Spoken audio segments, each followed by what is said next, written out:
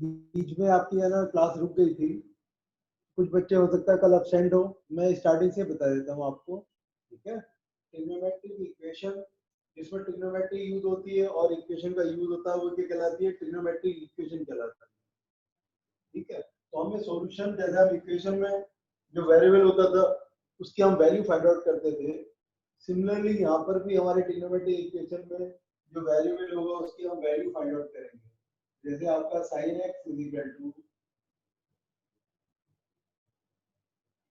sin x is equal to आपका 0 है ना, पहले हम 0 के लिए प्रूव कर रहे हैं, ठीक है। तो sin x is equal to अगर हम 0 लेते हैं, तो sin x is equal to 0, इसकी वैल्यू 0 कब कब होती है ये बताना होगा आपको, है ना। x की वैल्यू हम क्या लें ताकि इसकी वैल्यू 0 हो जाए, वो इसका सॉल्यूशन कहलाएगा।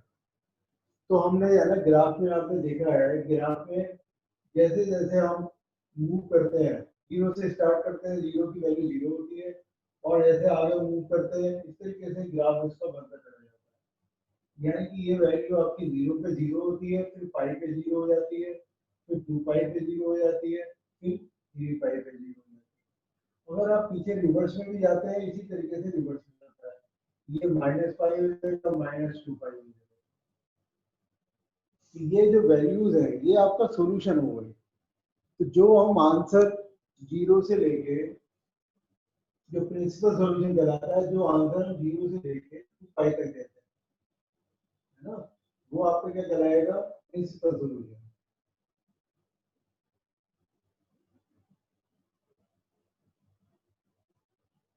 ठीक है। और जो हम जनरल सॉल्यूशन, बाकी है ना जो इसको आई की टर्म में देंगे वो जनरल सॉल्यूशन कहलाएगा।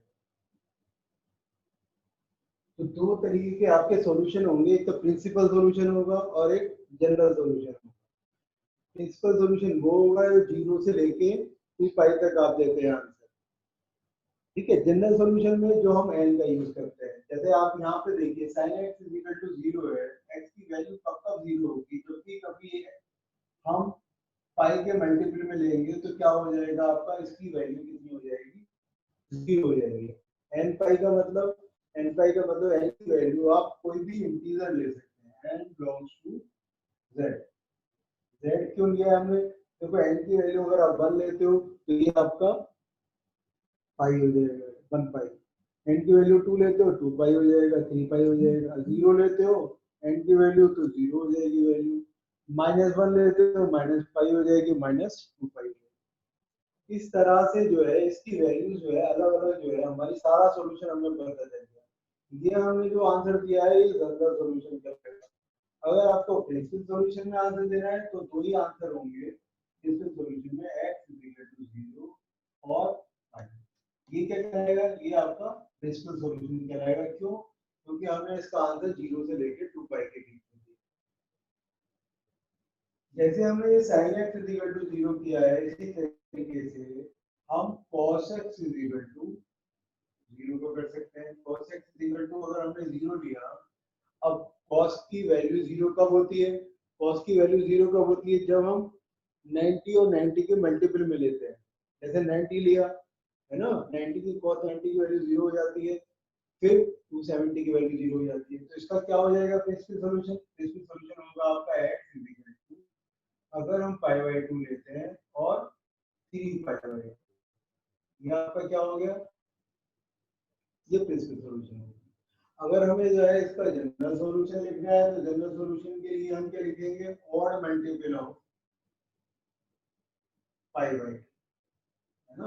ऑड नंबर को हम क्या लिखते हैं? 2n+1, है ना। 2n+1 आप लिखोगे तो n की वैल्यू आप कोई भी इंटीजर ले लो, n की वैल्यू 1 लोगे तो ये 3 आ जाएगा। n की वैल्यू 0 लोगे तो कितना आ जाएगा? 1 आ जाएगा।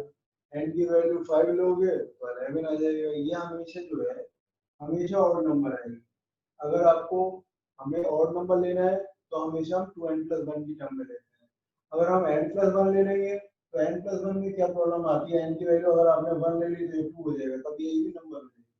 लेकिन 12+1 लेने पर आप n की कोई भी इंटीजर पुट करोगे तो ये हमेशा क्या होगी? आपकी ये ऑड नंबर आएगी। इसलिए हम जो है हमेशा इसको 2n+1 लेते हैं।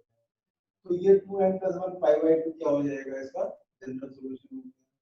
इसी तरीके से tan x is equal to 0 है, tan x is equal to 0 है, तो tan x is equal to 0 में आपका जो प्रिंसिपल सॉल्यूशन है वो सेम है, क्योंकि tan x तो डिपेंड करता है, tan x बराबर होता है sin x upon cos x। तो sin x upon cos x के बराबर होने की वजह से ये जो डिपेंड करेगा वो sin के ऊपर डिपेंड करेगा। तो x इज इक्वल टू 0 और x इज इक्वल टू पाई, ये क्या हो गया आपका प्रिंसिपल सॉल्यूशन हो गया। x is equal to n pi क्या हो गया, ये आपका जनरल सॉल्यूशन। ये हमारे तीन फॉर्मूले हमने अभी अभी बनाए हैं, ठीक है। एक बार और देख लीजिए इसको, sin x is equal to 0 है, ठीक है। तो sin x की वैल्यू 0 कब हो रही है, जब x बराबर हम 0 ले रहे हैं, x बराबर पाई ले रहे हैं। तो 0 से लेके अगर हम 360 के बीच में जो आंसर देते हैं वो क्या कहलाता है, आपका प्रिंसिपल सॉल्यूशन कहलाता है। अगर हम n की टर्म में, n का मतलब जनरलाइजेशन, इसमें इनफाइनाइट सॉल्यूशन होंगे, तो इनफाइनाइट सॉल्यूशन को हम लिख नहीं सकते, तो हम जनरलाइज कर लेते हैं इसको, तो जनरल सॉल्यूशन कहलाता है n की टर्म में। आप n की वैल्यू, आप कोई भी इंटीजर लेंगे आपको तो इसके बहुत सारे आंसर मिल जाएंगे, ठीक है। उसी तरीके से हमने इसको किया, cos x की वैल्यू 0 है, तो इसका सॉल्यूशन क्या होगा, जब हम x की वैल्यू π/2 लेंगे और 3π/2 लेंगे तो क्या हो जाएगा, इसका प्रिंसिपल सॉल्यूशन हो जाएगा। जनरल सॉल्यूशन करना है तो जनरल सॉल्यूशन में आपको और मल्टीपल π/2 लेना है, इवन मल्टीपल नहीं ले सकते, है ना। जैसे कि आप cos π की वैल्यू देखो, cos π की वैल्यू कितनी होती है, -1 होती है। तो cos π की वैल्यू हमें नहीं लेनी है, हमें और मल्टीपल लेना है, π/2 लेना है या 3π/2 लेना है। तो 3π/2 कब आएगा, जब n की वैल्यू हम और नंबर लें, है ना, 3 लें या 1 लें। तो 0 लेंगे तो 1 आ जाएगा, n की वैल्यू अगर हमने 1 ली तो 3 आ जाएगा। ये तो हो गया प्रिंसिपल सॉल्यूशन। जनरल सॉल्यूशन लेना है तो जनरल सॉल्यूशन में आप कोई भी वैल्यू पुट कर दो, 100 पुट करोगे तो 201 × π/2 हो जाएगा। ये भी आपका जनरल सॉल्यूशन में इन्वॉल्व हो जाएगा, सारे सॉल्यूशन इसके अंदर आ गए। एन जो ले रहे हैं वो हम हमेशा इंटीजर को ले रहे हैं, हम इंटीजर ही लेंगे।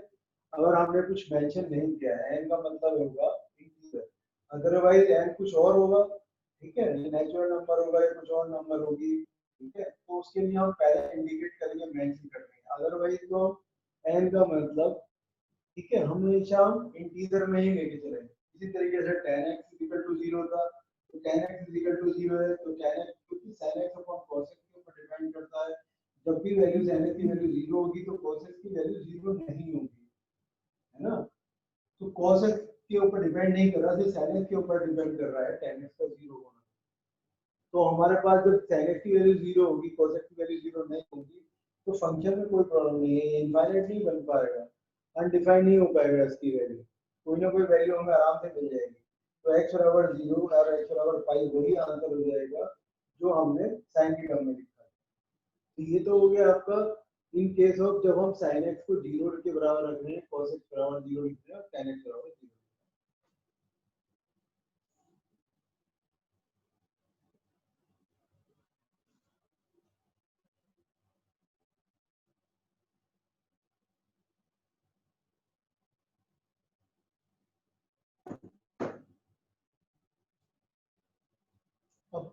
अब हम दूसरी कंडीशन ले रहे हैं जिसमें कि sin x is equal to sin y।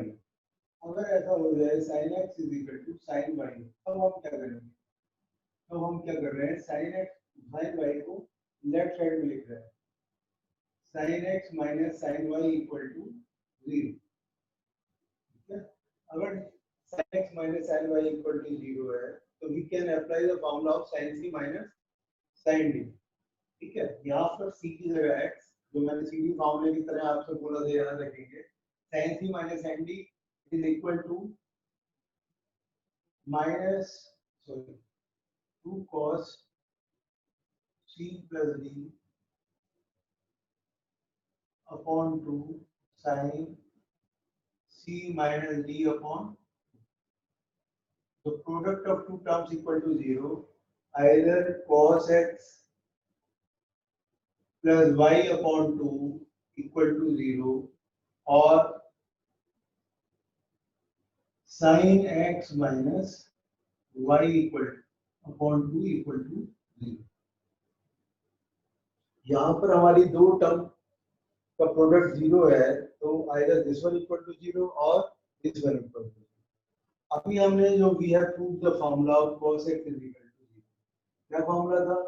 If cos x is equal to 0 then x plus y upon 2 is equal to odd multiple of pi by 2n plus 1 pi by 2.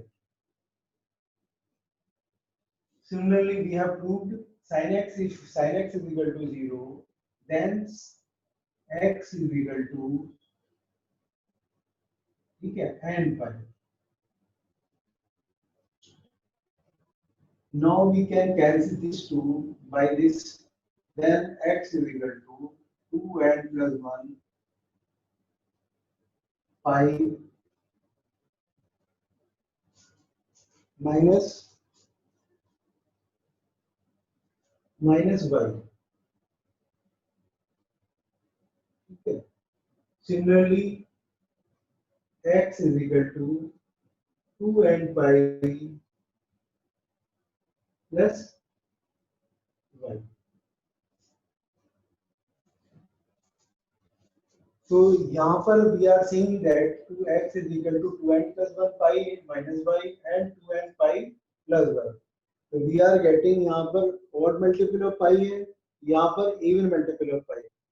If we include both the numbers, odd number and even numbers, ठीक है, then it becomes all integer.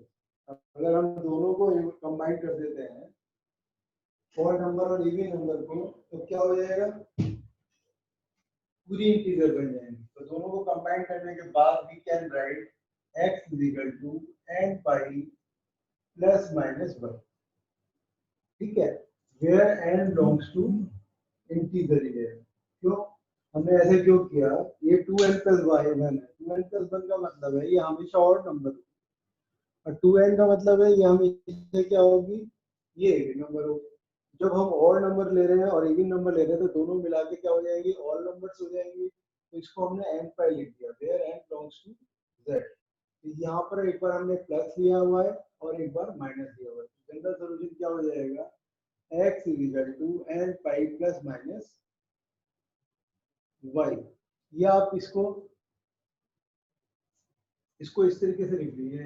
एक minute रुकिए, इसको हम पहले ऐसा करते हैं, इसको हम ऐसे लिख लेते हैं, x is equal to 2n plus 1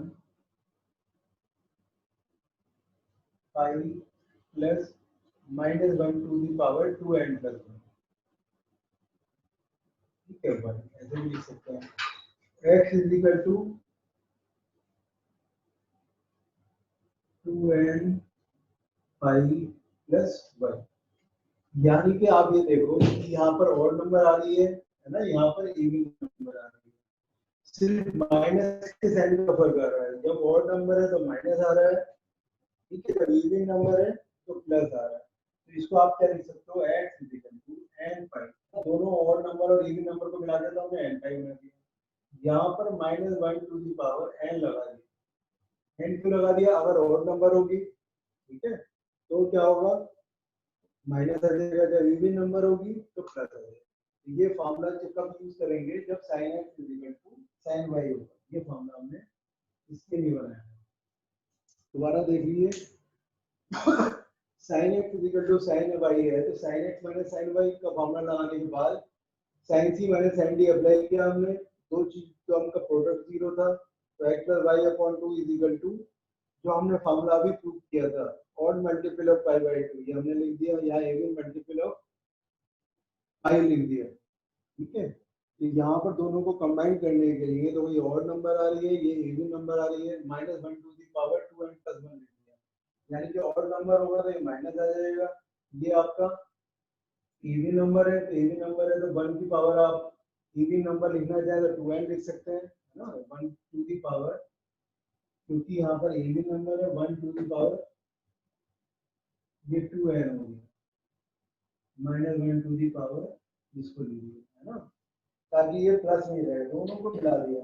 ये दोनों ऑड नंबर थी तो ये इवन नंबर की मिलकर n बन गया. यहाँ ऑड नंबर थी, यहाँ इवन नंबर थी, तो minus 1 to the power n लगा दिया. इसको दो फॉर्मूले की जगह हमने एक फॉर्मूले में कन्वर्ट कर दिया.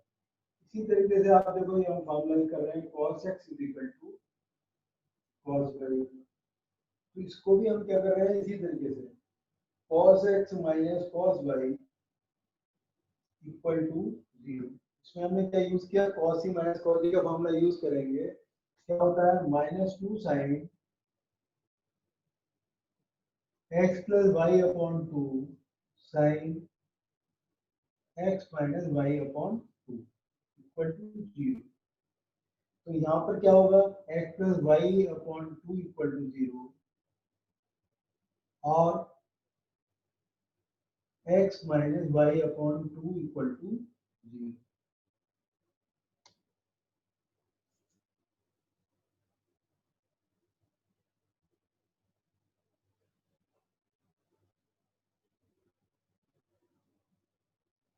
देखो यहाँ पर x plus y upon two is equal to 0 है, ये साइन है, सॉरी साइन लिखने से रह गया, साइन और यहाँ पर भी साइन है, तो दो चीजों का प्रोडक्ट 0 है, तो sine x is equal to 0 है, तो x plus y upon two equal to 0 is equal to n pi. यहाँ x minus y upon two is equal to क्या हो गया, n पाई, क्योंकि 0 होने की कंडीशन में हम यही यूज करते हैं, x is equal to n pi. तो x इज इक्वल टू क्या हो जाएगा, क्रॉस मल्टीप्लाई करेंगे 2n पाई माइनस के पाई। यहाँ x इज इक्वल टू क्या हो गया, 2n पाई प्लस वाई। दोनों को अगर हम मिला देते हैं, यहाँ पर 2n पाई माइनस वाई आ रहा है, यहाँ 2n पाई प्लस वाई आ रहा है ना। तो इसको दोनों को मिलाते हैं अगर हम, 2n pi plus minus y, हमने प्लस माइनस आ रहा है, यहाँ दोनों में 2n पाई आ रहा था, 2n पाई का मतलब ये इवन नंबर ही आ रही है, यहाँ पर ऑड नंबर नहीं आ रही है। इसमें क्या था, इसमें ऑड और इवन आ रही थी, दोनों को हमने कंबाइन कर दिया था, तो यहाँ पर ये वाली टर्म हमने एज इट इज रहने दी 2n पाई। एक में प्लस आ रहा है और एक में माइनस आ रहा है, तो प्लस माइनस कर दिया, इसको हमने सिर्फ कुछ चेंज नहीं किया पहली वाले टर्म में, दोनों टर्म को मिला के लिख दिया है, ठीक है, फॉर्मूले में कुछ ज्यादा चेंज नहीं किया। तो ये फॉर्मूला का यूज करेंगे जब cos x is equal to cos y होगा, ये फार्मूला का यूज करेंगे जब sin x is equal to sin y होगा। तो ये दो फार्मूले हमने बनाए। इसी तरीके से आप formula tan x is equal to tan y का बना सकते हैं, tan x is equal to tan y। तो sin x upon cos x लिखा हमने, ये हो जाएगा sin y upon cos y। अगर आप क्रॉस मल्टीप्लाई करते हो तो ये हो जाएगा आपका sin x cos y is equal to sin y cos x। इसको हम लेफ्ट साइड में ले आते हैं, तो sin x cos y minus cos x sin y equal to क्या हो गया, 0 हो गया। इसको हम लिख सकते हैं sin x minus y equal to 0। अब sin x is equal to 0 होता है तो फॉर्मूला होता है, तब ये फॉर्मूला होता है x minus y is equal to n pi, यानी कि x इज इक्वल टू क्या हो गया, n पाई प्लस y। ये फॉर्मूला कब यूज करना है, तो तीन फॉर्मूले आपके हो गए। ये फॉर्मूला कब यूज करेंगे, जब tan x is equal to tan y होगा, x is equal to n pi plus y, ठीक है। ये फॉर्मूला कब यूज करेंगे, जब sin x is equal to sin y होगा, तो x is equal to n pi plus minus 1 to the power n y। ये कब यूज करेंगे, जब cos x is equal to cos y होगा, x is equal to 2n pi plus minus. तो तीन फॉर्मूले जीरो वाले थे और तीन फॉर्मूले ये वाले हैं ना। ये 6 फॉर्मूले आपके हो गए जिनका हमें इस एक्सरसाइज में यूज करना है। अब आप ये देखो यूज कैसे करना है इनको।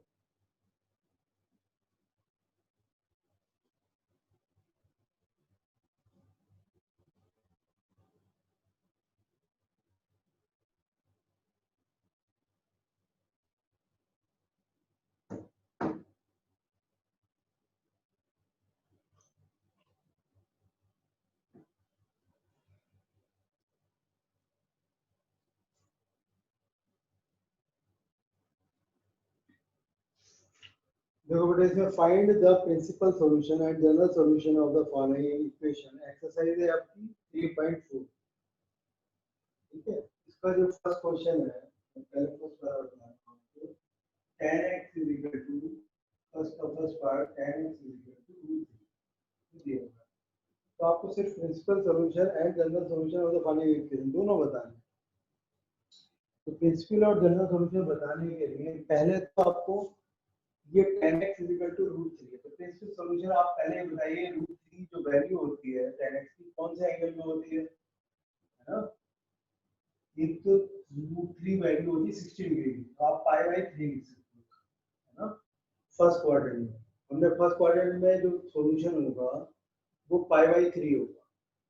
पाई बाई हम फर्स्ट क्वाड्रेंट में क्यों ले रहे हैं, क्योंकि 10x जो है फर्स्ट क्वाड्रेंट में पॉजिटिव होता है, और कौन से क्वाड्रेंट में पॉजिटिव होता है? थर्ड क्वाड्रेंट में। तो थर्ड क्वाड्रेंट में हम क्या लिख सकते हैं? थर्ड क्वाड्रेंट में आप दूसरा सॉल्यूशन हो सकता है पाई प्लस पाई बाई, है ना? पाई प्लस पाई बाई 3 लेंगे तो ये थर्ड क्वाड्रेंट में पहुंच गया 180 प्लस थीटा। ठीक है, तो दो सॉल्यूशन क्या हो गए? पाई अपॉन 3 और 4 पाई बाई, ये क्या कहलाएगा? आपका प्रिंसिपल सॉल्यूशन हो जाएगा। प्रिंसिपल सॉल्यूशन वही होगा जो हम सॉल्यूशन देते हैं 0 से लेकर 360 के बीच में, तो दो आपके आंसर आएंगे जो प्रिंसिपल सॉल्यूशन में होंगे। अब हमने क्या किया? 10x इज इक्वल टू, इसको हम क्या लिख सकते हैं? √3 को 10 पाई बाई 3 लिख सकते हैं, है ना? √3 की जगह हमने 10 पाई बाई 3 लिखा है। ठीक है, तो हम फार्मूला, अब जो लास्ट वाला फार्मूला जो हमने प्रूव किया था 10x is equal to 10 y, क्या फार्मूला था? x is equal to n pi plus pi y. तो ये क्या हो गया आपका? जनरल सॉल्यूशन हो गया। ये क्या हो गया? ये प्रिंसिपल सॉल्यूशन। दोनों हमारे आंसर इस तरीके से आपको करना है। ठीक है, तो ये ध्यान रखना है कि जैसे मान लीजिए प्लस का है, तो प्लस का कौन से क्वाड्रेंट में होता है? अगर मान लो माइनस का होता तो माइनस वाला, जैसे कि आपको दिया हुआ है,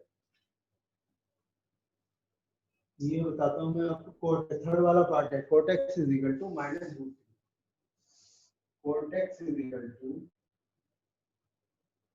-√3। अब हमने जो फॉर्मूले बनाए वो sin x cos x और tan x के बनाए।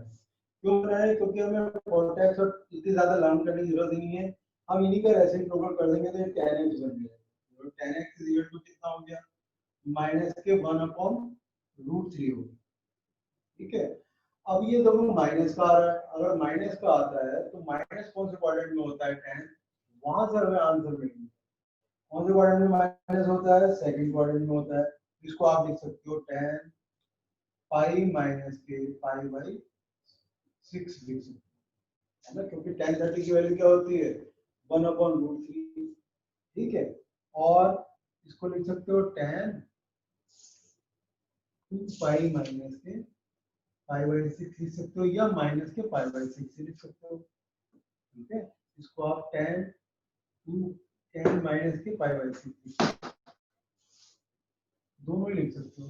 तो फोर्थ क्वाड्रेंट में tan नेगेटिव होता है और सेकंड क्वाड्रेंट में होता है। सेकंड क्वाड्रेंट में इसकी वैल्यू कितनी हो जाएगी?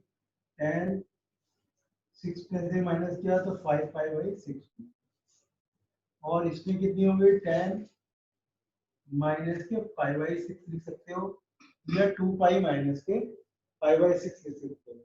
ठीक है, दोनों पॉसिबल है। तो यहाँ पर tan x is equal to tan y की फॉर्म में अगर हमने ये लिख दिया, ठीक है, तो x इज इक्वल टू क्या हो जाएगा? x is equal to formula लगाएंगे n पाई प्लस y कितना ले लो?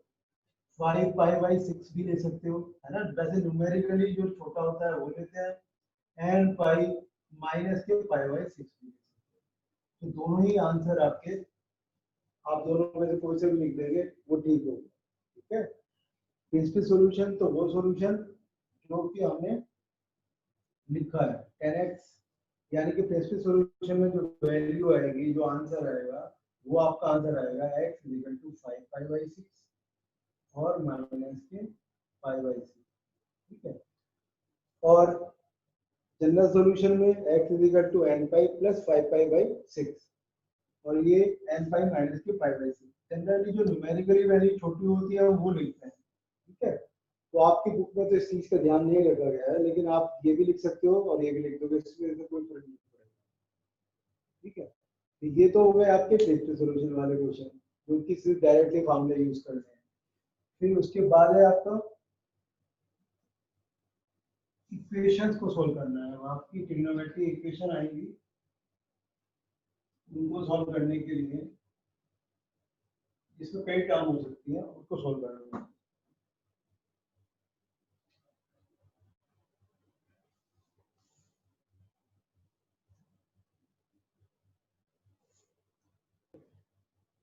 cos 4x is equal to cos 2x। ठीक है, तो इसमें आपको क्या करना है, सोचिए सीधा फॉर्मूला बता देंगे। cos x is equal to cos y का फॉर्मूला क्या था, 4x is equal to 2n pi plus minus y। y की जगह यहाँ पर कितना है, y की जगह 2x 2x तो बस ये आपको फॉर्मूला है।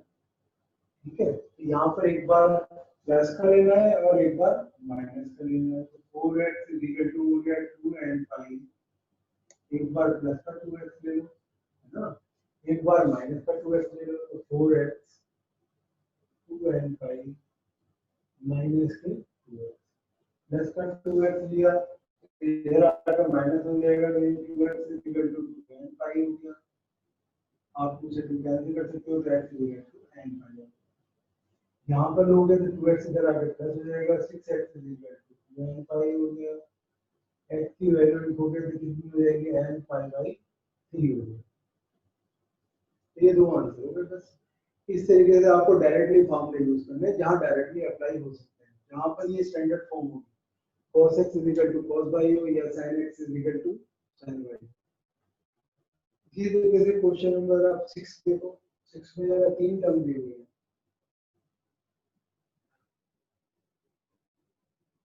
cos 3x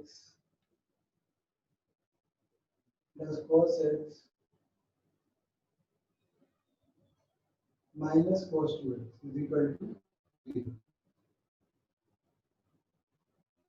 इसको हमें अभी तक जो दो टर्म में इसको कन्वर्ट करना होगा। दो टर्म में कन्वर्ट करने के लिए सपोज करो इससे आप cos c plus cos d का अप्लाई करते हो, क्या हो जाएगा 2 cos c plus d यानी कि 4x को 2 से डिवाइड किया तो 2x, फिर c माइनस d करेंगे यानी कि 3x minus x, यानी कितना हुआ 2x, 2 से डिवाइड करा ये x आ गया, माइनस के cos 2x is equal to 0।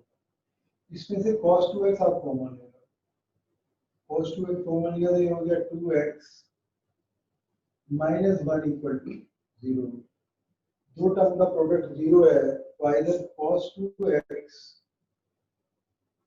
is equal to 0 और 2 cos x minus 1 equal to 0।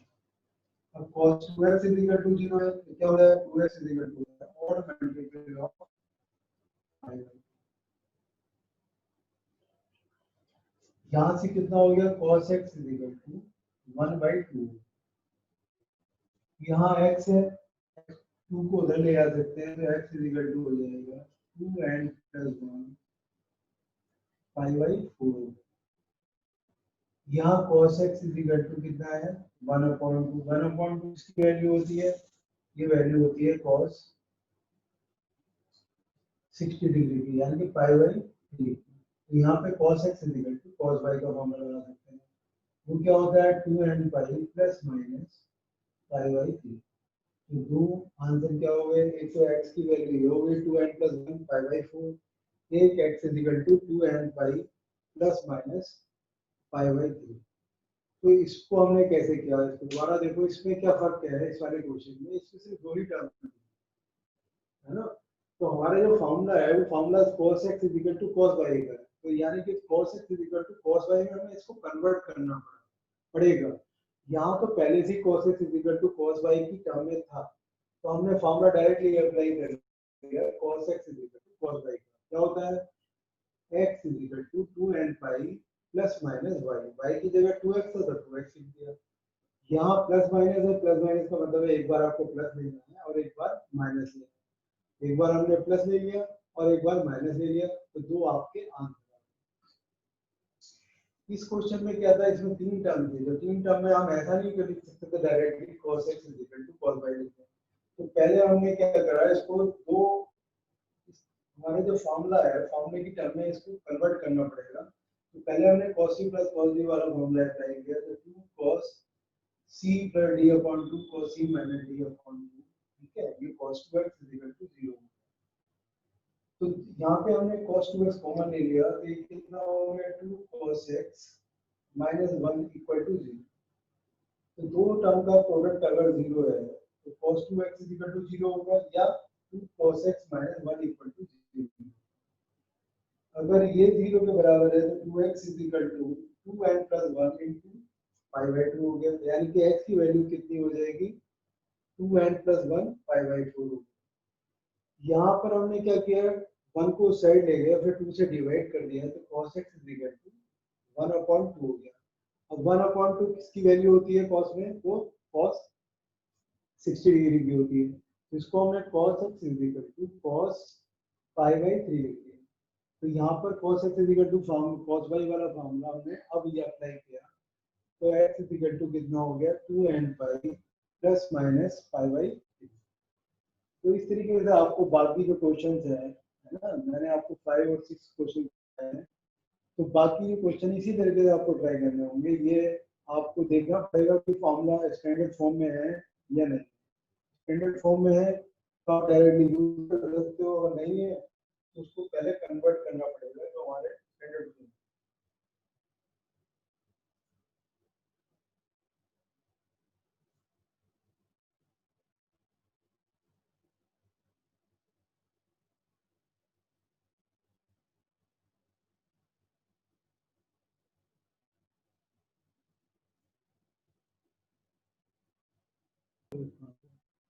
Complete नहीं है क्या?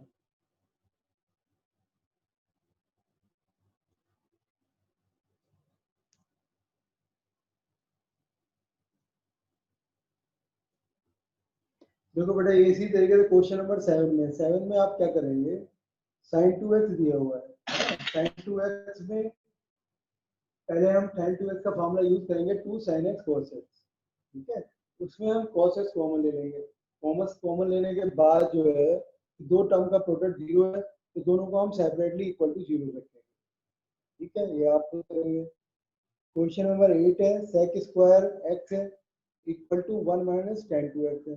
तो sec स्क्वायर x की जगह क्या लिख सकते हैं, 1 प्लस tan स्क्वायर x लिख सकते हैं। इसको आप देखो कैसे करना है।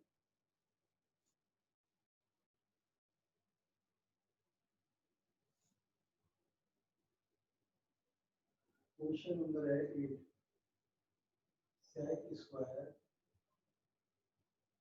2x is equal to 1 minus tan 2x।